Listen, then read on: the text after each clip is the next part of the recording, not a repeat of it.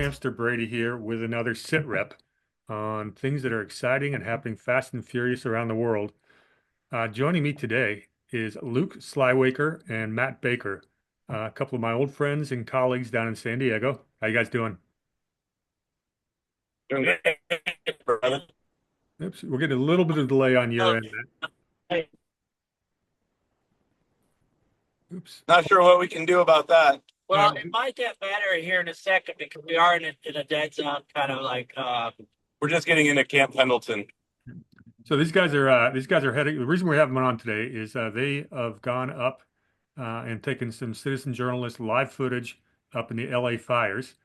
Um, they're headed up to Huntington Beach and going to take some more, doing more of the same. I've known Luke and Matt for about 3 or 4 years. If anybody in Southern California, activist politics, knows who these guys are, you can't go to a rally, a protest, city council meeting, school board, you name it, board of supervisors, without seeing one or both of these guys. A lot of people sit behind a microphone and talk the talk, but these guys walk the walk, and I got a lot of mad respect for both of you. well, at least Luke does. Well, I do what I can. Yeah. we all do what we can. Matt's, if you don't know, Matt's had some pretty viral videos. One of my favorites is he decided to drive out to Maricopa County Board of Supervisors and give them a little bit of his opinion on that. He has a tendency to wax poetic. So if you ever get a chance to check that out, people, Matt Baker, we'll make sure you guys can tell him where to find you at the end. Oh, Yeah, hell, sure. tell him where to find you right now. What the heck? Let's do it.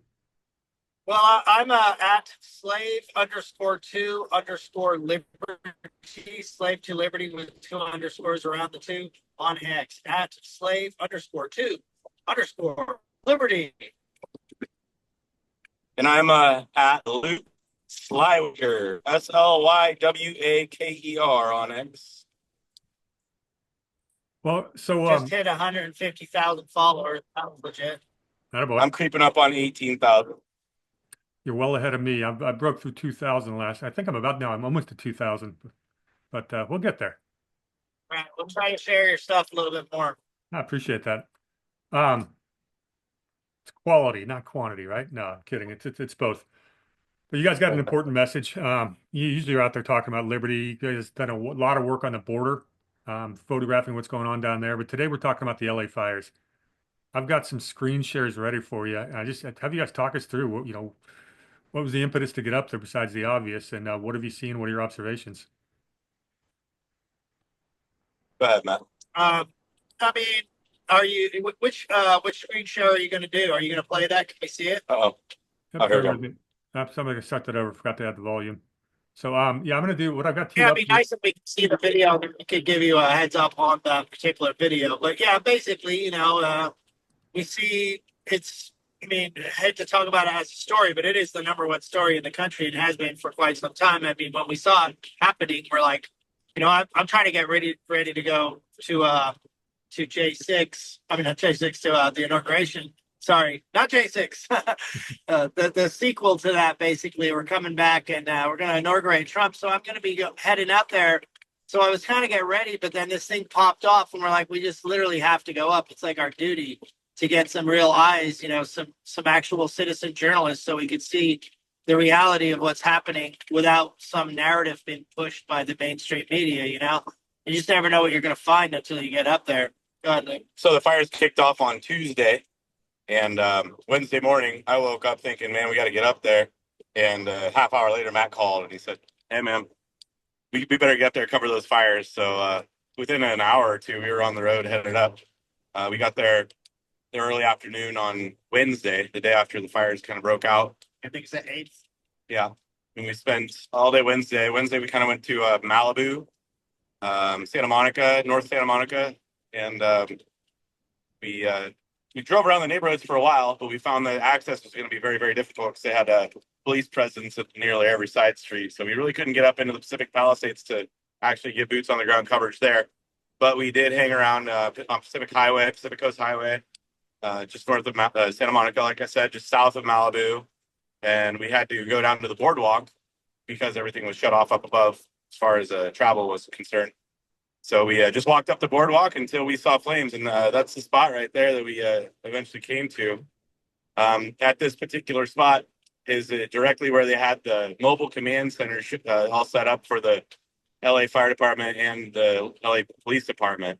So this was right across the parking lot from where there were huge water tanker trucks, lots and lots of fire vehicles, tons and tons of police cars.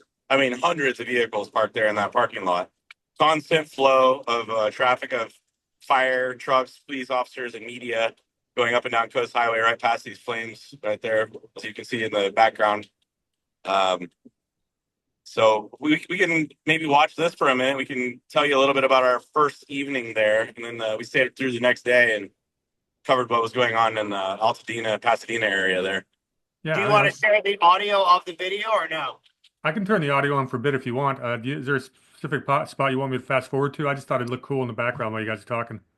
That's cool. Yeah, I mean, you can leave that, but either or. But it's strange because, well, we started realizing, some people had said early on that there was a problem with the water. Santa Ynez Reservoir was completely dry, and that's the reservoir that is supposed to feed all of those fire hydrants. So looking back at some of the footage, we're just like kind of noticing how little firefighting was actually going on, but there were so many trucks in place. It's kind of weird.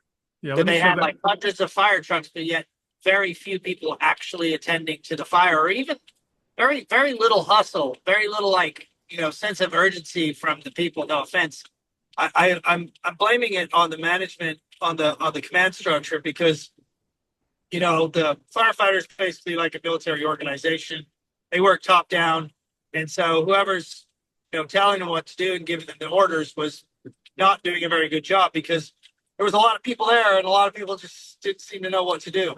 It could have been because there was a limited amount of water and they basically were picking their battles, but it was also kind of funny because, like Luke was saying, the amount of water trucks that were there at that same time were like, oh, well, if they don't have water, they have these water trucks. And a lot, like, I don't know. 40. They were like the size of an oil tanker, gas tankers. And they had, 6 or 7 of those parked in that parking lot. But the whole time I didn't see one fire engine sucking water out of a water truck. Did you? No. No, I didn't see that. So I didn't see that. And I didn't see anybody manning hoses. I saw one hose after we went over and started talking to people like, hey, why don't you guys put that fire out? It's right there. There's houses on the hill. And, I don't want to second guess them because, that they said, well, it could make a good fire break. But funnily enough, like a little bit after I started bugging them about it, they were on camera. Then next thing you know, they stopped one of the infinite number of fire trucks that were going past that fire, and it actually started spraying it,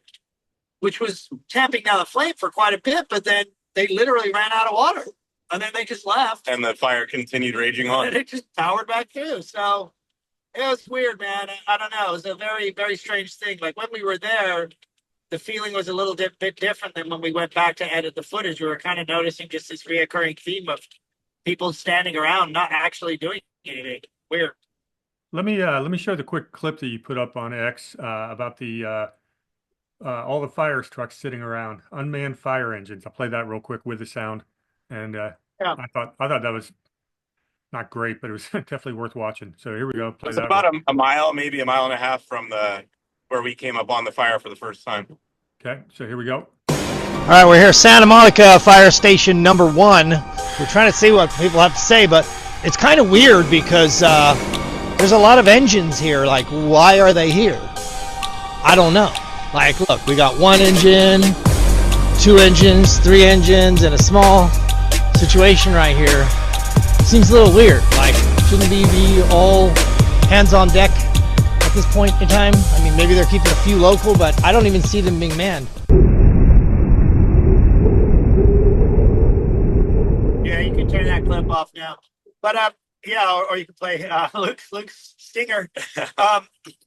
It's just weird. We ended up making a documentary, a little mini documentary. We had enough to make it probably a full hour long, but people nowadays have such short attention spans that we wanted to get as many people to watch it as possible. So we were brutal and we cut it up as short as possible into a 17-minute video. After I spent probably like 5 hours editing on my own, and then Matt and I got together and spent about another 12 hours cutting it down to our 17 minutes. But we do actually have the full unedited version up where some of the clips might be a little out of order and repetitive, but that's there is a lot of cool behind the scenes stuff and some scenes that didn't make it because, like I said, we just try to make these things as brief as possible. But if you go to viralnews.media, that's the website. Viral That's news. my new website, and Luke are working with viralnews.media. And you can scroll down. You don't have to do it right now, but just so people can do it later. You scroll down, you see the video. There's the full unedited version, which, like I said, there's some clips out of order, but also at the same time, there's a lot of cool behind the scenes stuff there. That's kind of the version of the rough edit that I did before we got together and tried to, get it helpful. You go down a little bit more. Go down. There it is.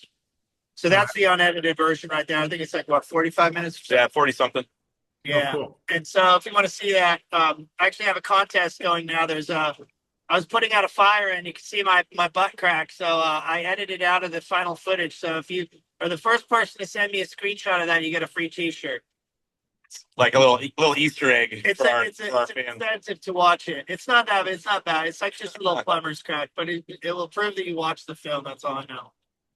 So the three of us, we were on the streets pretty early on when it became time to get active politically. Southern California, most people in the country don't know, Southern California had a 6-month head start on activism because we were out there getting signatures to recall this clown Gavin Newsom. And, all of us, we've got collected signatures, been to the rallies, everything like that. We didn't win the recall election, but that's a different story. Hey, not to cut you off, but there's a very good segue here. Did you know that the people that funded the defense against the recall, Gavin Newsom's recall defense fund, that's the same people that own the water in LA, 71%, I think it is, of the water supply there. Any relation to the Getty family? What's that? Any relation to the Getty family? No, I don't think they're Gettys, but they own Fiji water. You can look them up. They own Fiji water and Palm. They basically completely depleted all the water on that island that they're sucking dry over there in Fiji. And now they own 71% of the water there down at least in that area. And it's just wrong that corporations should own the water that it's really the people's water. And then not to get into the smelt. You got the smelt. I have a joke. It's Gavin Newsom and the fire. He who smelt it dealt it for the Delta smelt. It's a little play on words there. I got one to share with you on that note. I don't know if you guys saw this today. This is Sarah Carter article came out today. Talked about the California eco-bureaucrats thwarted the wildfire prevention to protect a shrub. Yeah, I saw that. Yeah, there's that little rant of me talking about them. I'm like some rat living in the log. They try to protect these species. Like, oh, this rat lives in a log. Like we can't clear these logs up. And then the next thing you know, the entire area burns to the ground and goodbye rat. So it's like they don't achieve their goal, and in the meantime, they just cause all this havoc, and in the end, they cause total devastation. Not to mention, the city had to pay a $2 million fine for the privilege, which is just ridiculous. Yeah, they get it's extortion by these activist groups. And then you add the percentage of these. I don't know if exactly which fire or what fire was started by homeless people, but a large number, including in San Diego, are started by another Democrat loving situation is the homeless or the illegal aliens, which are both Democrat problems. So you can blame it on the homeless, the illegal aliens, not clearing the brush, and then not having water, and then having priorities in a fire department of diversity. That should be the furthest thing. You need to be getting from A to B. Put a fire out. That's your goal. Plan to not have fires and put a fire out. Any other operation that they're doing other than, let's say, fundraising, it should be completely off the table. They should never spend a single moment of their life thinking about anything other than preventing fires, putting fires out. That's it. Well, does that include taking vacations to Ghana? Oh yeah, totally. Very important to be over there. This woman who was traveling to Cuba constantly when she was younger. She was a part of, what's the name of that group? So the oh man, It's daughter of Weather Underground. I know oh my God, it's Easta, something Eastas. The basically they're terrorists. fucking Eastas basically, but it's like they have it's a group of people they went to learn how to be communist revolutionaries. Not one time, multiple times, learning how to build bombs, learning how to subvert people, learning how to subvert the areas, learning how to undermine the infrastructure, funnily enough, comes in handy every once in a while. Essentially an understudy of Fidel Castro. Yeah, they were a descendant of Weather Underground, a female-only version of it, and they actually several of them were arrested for starting fires. They're arsonists as well. I honestly, I think the lady that just Karen Bass? no, it's San Diego, the board of supervisors. Oh, Nora Vargas? Yeah, I think she might have been involved in that too. I have a feeling because it seems like there's always these fat lesbian women that are all in it together, and they all are just like singing from the same hymn sheet. It's always like New World Order, World Economic Forum BS. You know what I mean? Well, on that note, cities, inclusion. Agenda 21. On that note, Stakeholders. let's play your rant on that exact subject. I've got that ready to go. You might actually want to save the humans, and while you're at it, you can also save the lesser spotted rat tart, because now they're all dying. You see, this is what leftism does. They try to save something and they ruin it. They touch anything and it dies. Leftism sucks. Gavin Newsom, you suck. Whoever the lesbian fire chief is, you suck. You didn't get the water supplies ready. You didn't clear the brush. You don't take it seriously. You're too busy going to gay pride parades to actually help the people down here in Malibu and in the Palisades. And all of these people in LA that are getting burnt out. Shame on you. Heart goes out to all the people that are losing things, and hopefully we can decide to change the leadership in California to people that actually are serious people that are going to take the safety of the citizens over some rat living in a log. That's pretty good for now. I find it interesting that the press conferences that in the media appearances done by like Karen Bass and Gavin Newsom, they always seem to have this smirk or a smile. Or dude, it's beyond a dance. It's like they're ecstatic. I mean, dude, read the room. Like, you would think they would at least. Let's say you are happy that you've got this project coming along, but you've got all these people dying. You think you'd be like, hey, guys, I understand. But they just come out dancing and shaking. It's crazy. Well, you know what they say, about 2.5% of the population cannot feel empathy, which is actually the definition of a psychopath. Yeah. And somehow those types of people seem to end up in elected office far too often. There just seemed to be a pattern there, doesn't there? Yeah. No coincidence. None at all. So let's, well, first question is, have you guys had difficult getting around, navigating? Are the highways, has LA traffic disappeared? Are they letting you in and out? What's going on with that? We didn't have much traffic. So far today, we're just getting into Orange County. It's slow out here. We've chosen to travel, during the middle of the day on our journey in and out. Neither one of us have a very good lay of the land of LA. So we're just kind of, I don't know, taking direction from people who give us clues as to where to go and chasing down stories. But we haven't been stuck in traffic to any large degree so far. Where do you want to go? Shall we GPS Malibu or what? Yeah, or I think that's totally locked down, but that'd be a good thing to document the military presence. Way. Yeah, okay, we haven't even discussed where we're going. We just got on the road. Going north, Miss Test Marker, north. So for those who don't know, we're all three from San Diego, and we get our share of the brush fires. Same Santa Ana winds will come in, and San Diego's had some pretty nasty fires. How would you compare what's going on in LA to the worst ones we've seen in San Diego?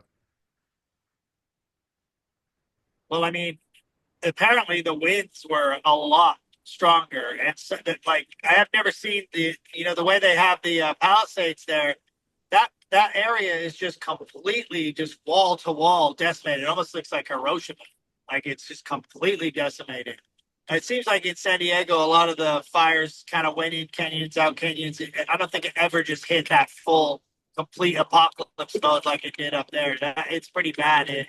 The Palisades and Malibu are done. I mean, they're just toast. But during the Cedar Fire, it did travel from Ramona to Miramar, True, which but is about 30 miles in one day. So yeah, a lot of the backcountry though didn't just completely level whole neighborhoods quite as badly. There was some bad stuff. A lot of people lost houses for sure, but I don't think on the magnitude of that.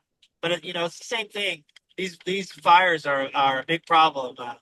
We talk about some solutions. Luke, bring up the stuff about Austin. oh yeah, Matt was on with Pete Santilli this morning, and I put up a clip of the end of his time on there, about 12 minutes long. Where when we were up here the other day, Austin Steinbart's a good friend of mine, a friend of Matt's too.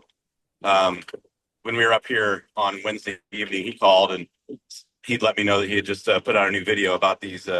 His idea for how to get in front of these things, and it's using these cluster munitions. These things they've been banned apparently since 2010, I think he said. But there's a way to repurpose those things. I have these balls. There's these light balls you can throw into a fire, and they'll explode and basically starve out the oxygen from the fire. And there's ways to repurpose all these unused and illegal cluster munitions, where you take out the bomblets that are inside and replace them with these fire extinguishing balls, which are actually safe. If it blows up in your hand, it won't hurt. Yeah, they actually have a video of the guy blowing one up in his hand. I'm like, wow, man, you got balls, and it literally explodes, and he's totally fine. So one of the biggest reasons why they banned the cluster munitions is that some of those bomblets would not explode, and then they're just laying around in civilian areas. So that became a major danger to any kids or whoever might be out in the area where they were dropped, because of the unexploded munitions that could kill people. But there's really no hazard for that. So his idea was to load these on fighter jets, have the military employ them, and anytime that there's any sort of flare up, you can get there, within a few minutes with a fighter jet, if they scramble them, and drop a couple cluster bombs with these extinguishing bomblets and put them out before. In the canyons, man. It's the canyons. It may cost $500,000 to get that thing going, and get there and fly back. Who knows how much? It's expensive, but it's not billions. Yeah, and also this is an idea that I had before I heard that idea of Austin's. But they have these fire retardant planes. They can easily have either planes or drones, and when these fires are going on, they should be flying at altitude, because they say, oh well, the winds are too strong. But if you fly high enough, you could be out of that wind. You fly up there and you have infrared heat signatures in these specific canyons that are lined up. Because you can tell which canyons are going to be your problem based on the prevailing wind. Like if you have a wind that's coming, at a 15-degree, north, south, north, whatever, then you find the canyon that's in that particular line. That's going to be your danger zone. So you could be flying over these canyons and just look for any spark at all, even if some bomb's lighting a fire. You just put out an all point saying, look, during these fires, if you have campfire, we're going to rain fire retardant on you.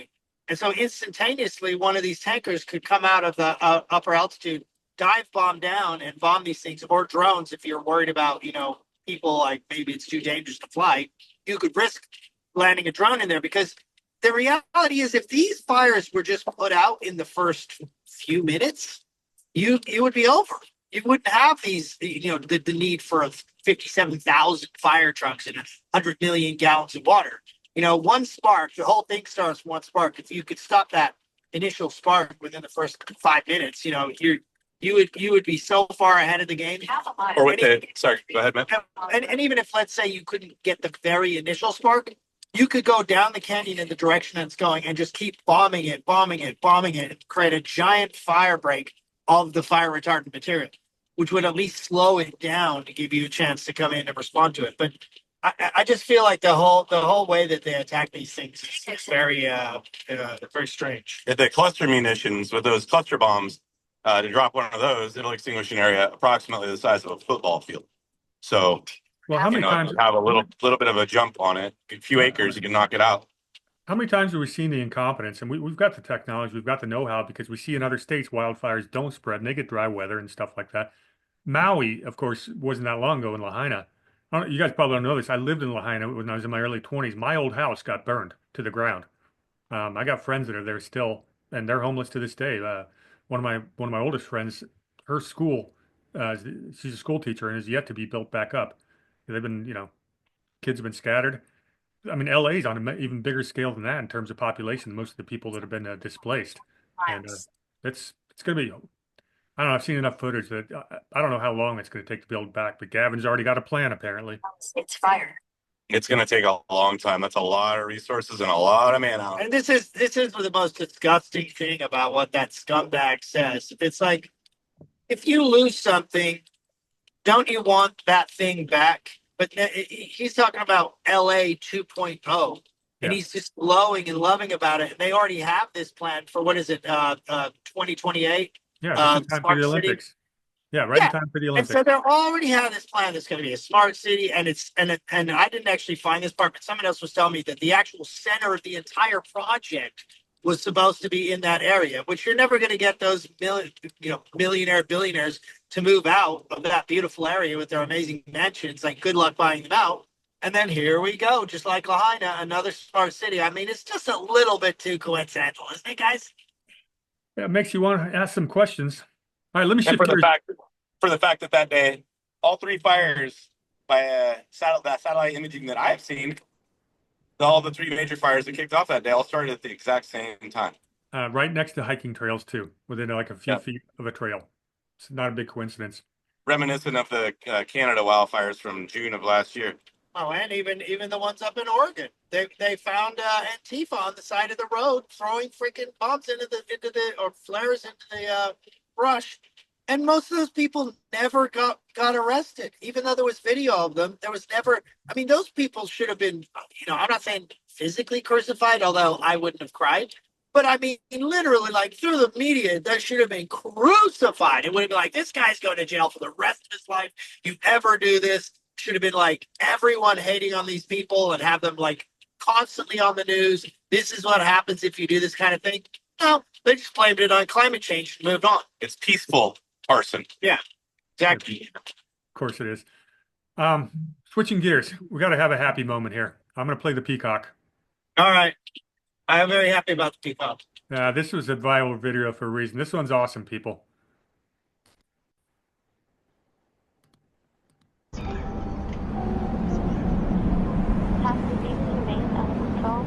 Hello. Dude, there's a peacock right here. Right there.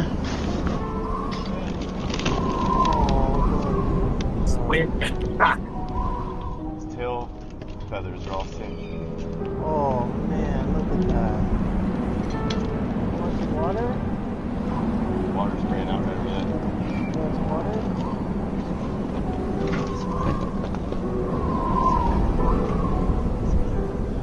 I'm getting goosebumps. Hello, I'm out here surveying some of the damage of the fired areas down here on Altadena, and there is a beautiful peacock that is in this burnt out house, and his eyes are burnt closed and his plumage is singed, but he does look like he could totally make it with a little help. So any little bit of good that we could do, I mean, we've got this peacock over here. He was walking blind on all of this stuff. He was so distraught. I was able to pick him up. I got him on the dirt. I took some water from that spurting pipe over there, and I put it in this bowl, and he's standing next to it, so hopefully he'll take a drink and he'll be able to make it till the animal control gets here. It's really sad. I would take him with me, but I don't think we can do that. Well, it's really starting to kick in. I'm actually starting to get a little emotional over here. Fast track all the way around. Yeah. That's pretty awesome, guys. And have you got? Yeah, and so I don't know if you saw the end there. So the story ended up that the San Bernardino, Oh, Pasadena. Pasadena, we call it Humane. Pasadena Humane. Yes, we're here at Pasadena Humane. They ended up picking up the bird, and someone found it. Luke ended up sending me a link to the Instagram, and there's a picture of Peter the peacock. He's there, and they're working on him. And he looks so much better. So I don't know if there was before and afters at the end of that because I was paying attention to the road. But And then later, someone sent me a clip of it was on the like KTLA, one of the news broadcasts. They did a whole piece on all of the animals, and then at the very end, they're just like, "Not even a peacock." Let me play the last 13 seconds when you see that. I cut it off a little early. Let's play that again real quick.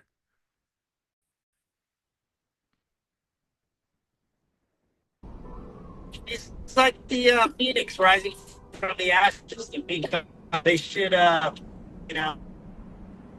mascot. It's gave me the idea. Maybe we should go pop by. We can check in on it when we go by the.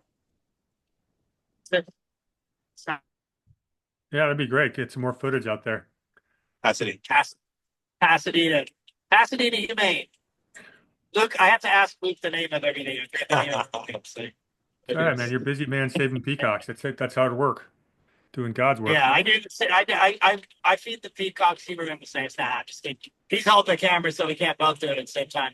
He was right there. Not only that, we put out fires because we were going down the road, and the next day, and we were trying to get to the next scene of fire, and then we go by all these burnout buildings, and then we get to a certain point, we're like, "Oh my God, there's fire right there," and then we're kind of like thinking, "Oh, well, let's go find out where the thing is, the epicenter is." They were like, "Wait a minute, we should put these fires out because if the wind changes, like the fire, I don't even know if the fire department is there to put them out in the first place, but if they came in and they're like, okay, this fire's done," then they move to the next location, and now they're working on that fire. All the fire trucks are gone. And then the wind changes, and now these little embers, little flames that they had, little mini trees that we had to put out, they could have started a fire again. And in the areas we were in, it was kind of more like 50-50 burnout. So like it was intermittent houses. So these, even though we're like putting out fire in what appears to be a lost cause, right next to it, there's 2 or 3 other houses that had not burned out. So, I think a lot of people could have done that, would have helped the fire department a lot. Like in these areas that had already been put out, just go out with even buckets of water from swimming pools and just put out these little mini embers, stop the flare-ups, So we just came over kind of a high spot. We're I think still in Orange County, so next up for Newport Beach. So, but we just got to a high point where you could see out to the mountains to the north of LA, all the way out across downtown and towards Malibu. And there's still a haze of smoke out in the distance. Up in some of the hills, it looked like there was some active kind of smoky areas, but it's definitely diminished greatly from the last time we were here. Yeah, I was billowing. We could see it for miles away. So yeah, it's a lot better now. But the people that lost their houses, they don't just grow back. The thing that's amazing is this brush, and it's what's so silly about them, like worrying about clearing it out or something. Like all of this brush can be completely burnt to the ground, and in a few years, the brush will grow back. But the houses and the people, the lives that they've built will not. So. Yeah, it's a pretty big human tragedy, and that's the part we can't underestimate or understate is the human cost. Not just the who cares? The money matters, the houses being born, but lives are ruined, jobs or business are gone completely. It is an absolutely tragic event, and I say very much should have been preventable. Absolutely. It certainly could have been mitigated. And again, it's just when you look at the number of fires and whether this one or not was started by a homeless person or an illegal alien, which I heard one of them actually was an illegal alien that they caught. Whether it is or not, if 75% of your fires are, then that's where your resources are going. And then next thing you know, you have one in 10 fires that actually pops up naturally.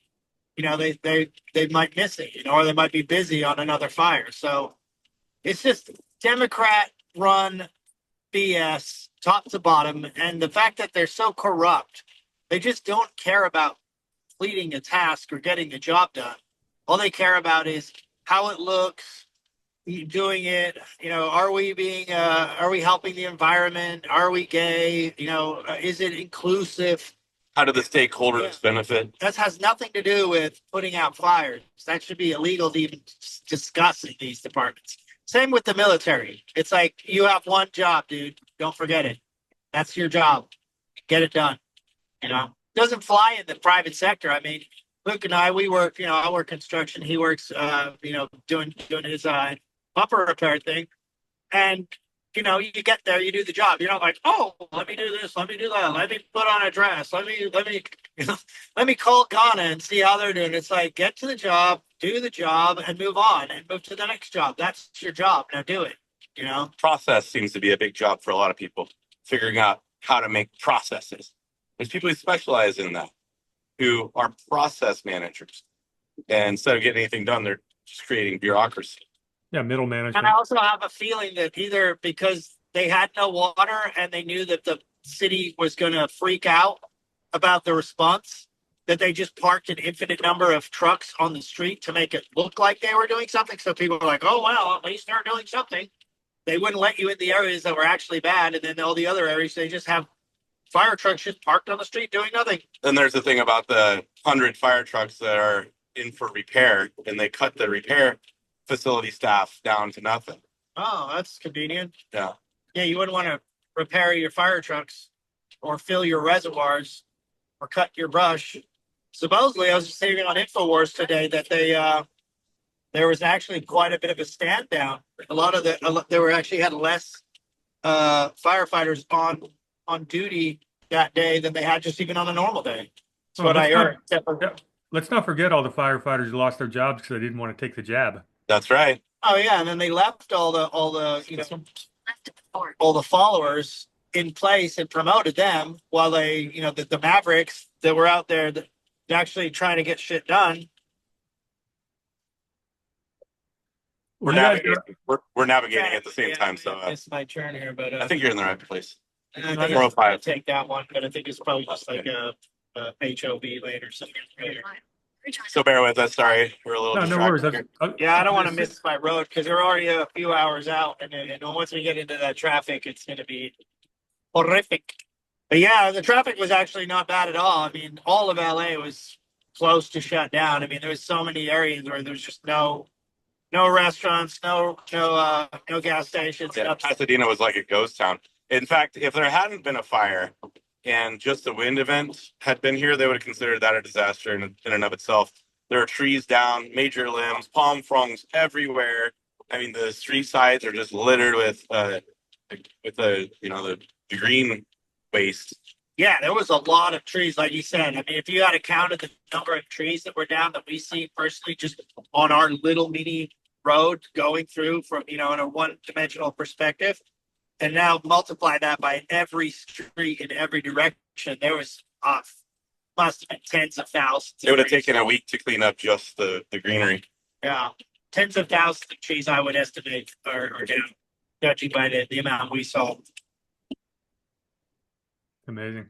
I'm just going to, well, I know you guys got to, you wanted to live stream on your trip up there to your channels. So if you want to close this up with a few We're minutes. good right now. It's okay. We can keep going for a bit. If Hey, we did you see when I went to polish the star on the Walk of Fame for Donald Trump? No, I didn't see that. Yeah, if you have to look down my page just a little bit. pull it up on his page. It's pretty good. If you Give me a search my second. page, what would you put in? A Walk of Fame.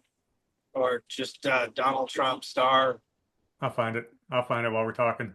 You guys, I think your viewers might So enjoy tell that. them about how it happened. So we caught wind of the fire that was burning in Hollywood in Laurel Canyon or whatever. And by the time that we got there, it was out. Some people were telling us that it was burning right up to the Hollywood Wax Museum and that we needed to get down there. So we did. We made it down to the Walk of Stars. And while we were there, Matt, he said, "You got your polishing supplies in here, right?" And I was like, "Yeah." He's like, "Let's find Donald Trump's star and go polish it." So we did. Yeah, it turned into a kind of funny bit because there was actually a lot of people that were walking by and they're all like, hell yeah, hell yeah. And they're like, man, if you were here any other day, you probably would have been, they actually said you would have been spat on, one of the guys said. And then later on, as Luke's working on it, this douchebag comes by and he like, I guess he was trying to spit on the star, but he hits Luke's hand. And then then he had the balls to come back and talk shit. I was like, what the hell, dude? You just spit on me. He's like, "What'd you just call me?" Because he was a Mexican. Yeah, he tried to say he called him a spick. Luke won't say it. I'll say it. And he's like, "What'd you say? I'm a stick?" It's like, "No, spit. Just Remember spit you on spit me. on me, you fucker." And then And the guy was just he admitted to it, and eventually it worked out where he apologized. Yeah, I was like, "Hey, dude, maybe you should just apologize." And he's like, "Okay, I will." And so, We shook yeah. hands and and Luke finished. said, "I apologizing, accept your apology," and that was it. Yeah, Oh, here, that's the one I think. Is that Yeah. it? yeah, that's it. I'm actually amazed that Donald Trump's star hasn't been completely desecrated in the last 8 Well, years. there was actually a hole in the concrete Yeah. next to it. Yeah, there, in one the tile towards the bottom right corner of it, there was a chunk Yeah. missing. All right, here we go. Let's give this a play.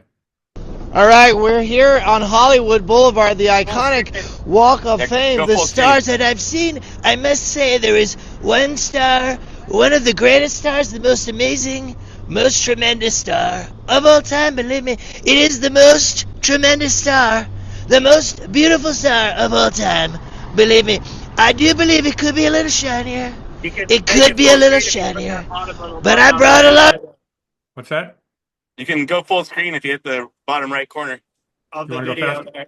Yeah, if you hit that, it should Oh, go. full full screen. screen. My buddy, Luke Slywaker, and he does the most tremendous job buffing bumpers, but he's going to be buffing yours truly, star on the Walk of Fame, for you tonight.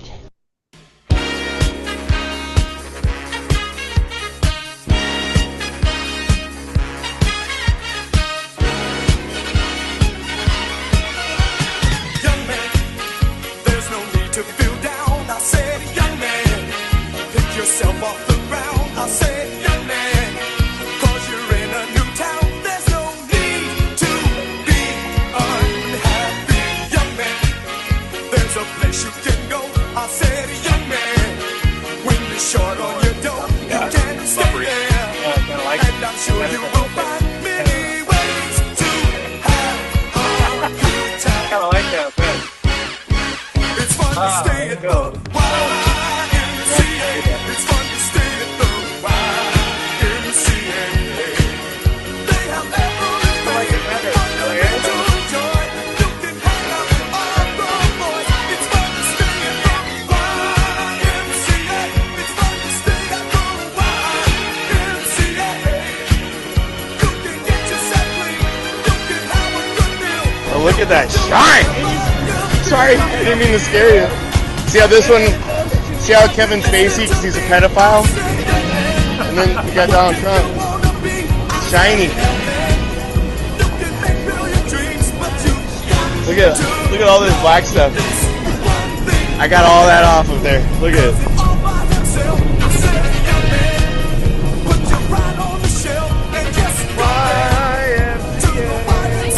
Rubbing the tarnish off of America. I don't know, she looks pretty good.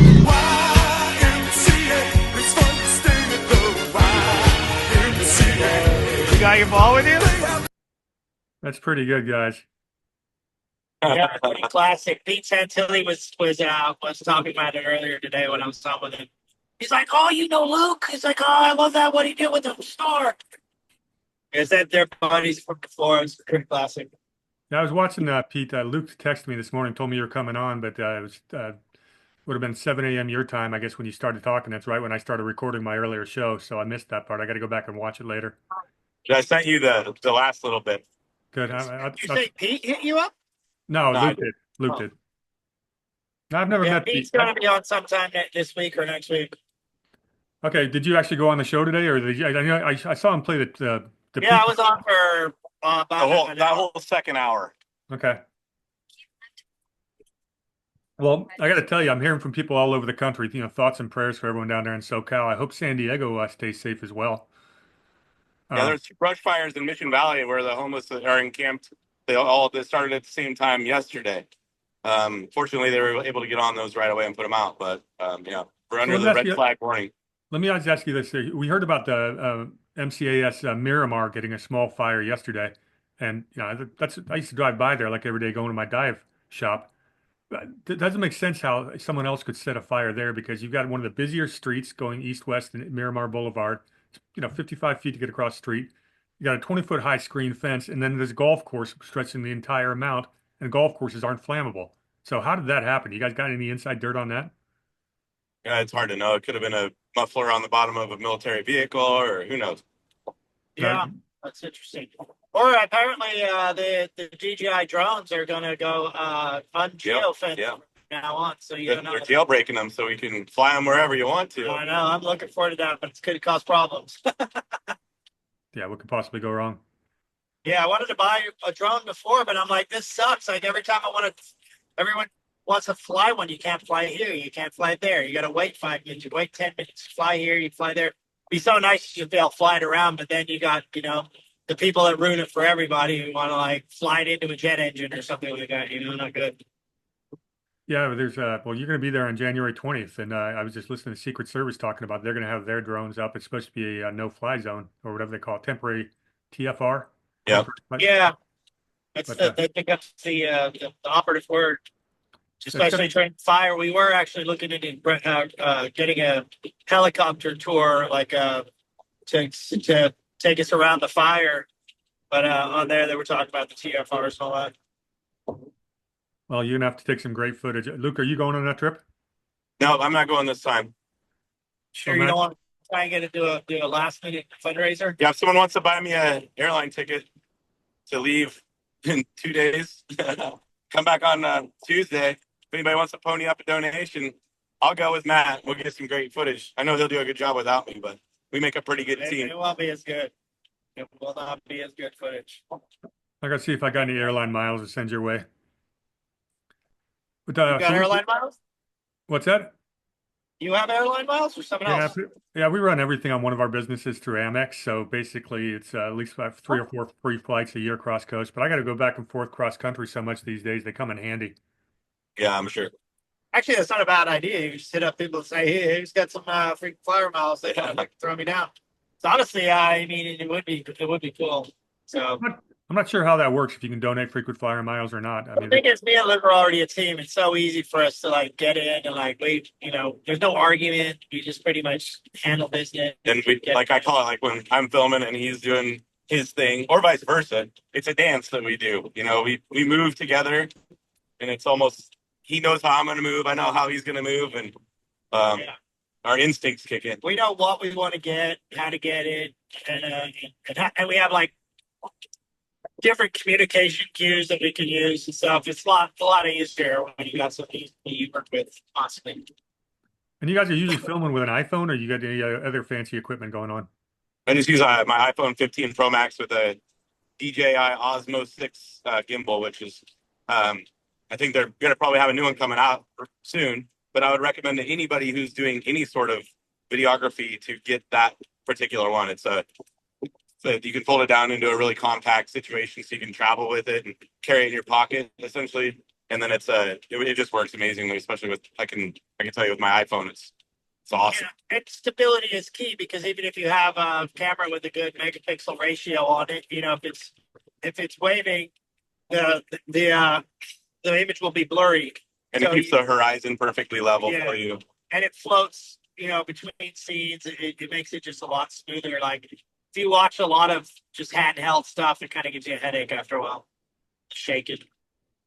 Yeah, I learned that when I first started doing underwater photography. You really have to have a good support structure. I do a lot of it. I started doing a lot of shooting just with the GoPro right in my hand.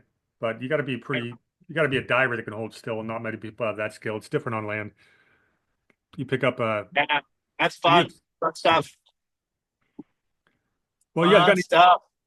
why don't you guys give us some closing thoughts, and I'll let you get back to business. Well, tell them about where we're going. Tell them the premiere. Yeah, so there's a movie premiere, a documentary that it was screened already, a different version of it apparently in North Park that Audra and I attended in October, I believe it was. But we're going to the world premiere. So this is the world premiere for Huntington Beach for Kelly J. Patriot. He's a good friend. We know him by way of Austin Steinbart and his crowd. It's through Channel 5 News on YouTube. It's Channel 5 News with Andrew Callahan. He's got several million subscribers. So he shot this documentary about our Patriot friend Kelly and all the kind of... Dear Kelly, right? Dear Kelly is the name of it, yeah. So we're going to the Huntington Beach world premiere screening of that tonight. We'll be given hopefully media passes, I think, so we can kind of film a little bit behind the scenes stuff. Yeah. check out that. We'll probably hopefully get there a little early. We're supposed to help possibly set up some stuff for the premiere, but we'll see how that goes depending on traffic and the footage. But we'll make it for sure to the screening, so that'll be cool. And cool to meet Andrew Callahan because he's done a lot of cool work, and he's apparently he was hit pretty hard for coming out and saying that the Proud Boys were not really that bad. He was kind of against right-wing people and made his bones basically, making fun of people, basically making them look like hicks or whatever. And then he ended up meeting the Proud Boys and he was like, hey, you know what? These guys aren't really that bad. They're not these terrorists. Everyone's trying to make them out. And he lost. What was the $5 million contract with HBO? They were going to $8 million with HBO. So he deserves respect for that because that's what it takes. It takes people to realize, especially when you start, it's easy for small people to take risks. But when you get up there and you have, big contracts that are coming down on you, for you to have the balls to say the truth and lose the contract to keep your integrity. That's really what it comes down to. That's how we win the battle here. We got some National Guard vehicle. Yeah, National Guard coming up here on the left here. Right here, yeah. Yeah, that's fully armored Humvee. You guys gonna get a chance to go First by one of those Tony we've seen, but I'm sure we're going to see a whole hell of a lot of them. You're gonna get a chance to go What's by that? Tony, you're gonna get a chance to go by Tony Roman's restaurant on your way back? That's in Huntington Beach, right? Yeah. There's a good chance that might be the after party. Yeah, we've been there before for Huntington Beach after parties. Yeah. Alex stopped by every time we went up to LA. In fact, Luke, you were with us one time. We went up at Beverly Hills for the PD. We stopped by there. It's an awesome restaurant. Yeah. Tony Roman. Yeah, I went there with Alison Steinberg one time. That was fun. Her and her whole shit back when she was deep in the whole Huntington Beach crew back then. I'm not overly recognizable, but I remember when I went in there was people that recognized me from being part of the San Diego crew. Well, folks, you make fun of California all the time. People talk about how California, leave your politics behind, but right here are two living examples. They are still some serious patriots stuck behind enemy lines, and they deserve your love. Gentlemen, parting words, and I'll kill the recording. Thanks for having us on. Stay good. We're going to have a bunch of cool stuff coming out. We're going to have some more video today. Who knows what we're going to run into. We're going to have some behind the scenes of the premiere. And then, this weekend, next week, we're going to be doing a bunch of the footage from Washington. So hopefully we can get Luke to go out there last minute. That would be kind of tight. I just had some major issues like with replacing a transmission recently and putting a lot of my energy into doing this freedom fighting stuff instead of my professional life. So yeah, we were going to focus a little bit more on that on the Washington, but then this fire thing kind of came up and absorbed a lot of our funds and time. So. Well, we all appreciate what you're doing there on the ground. Keep up the great work. Thanks for coming on, guys. yeah.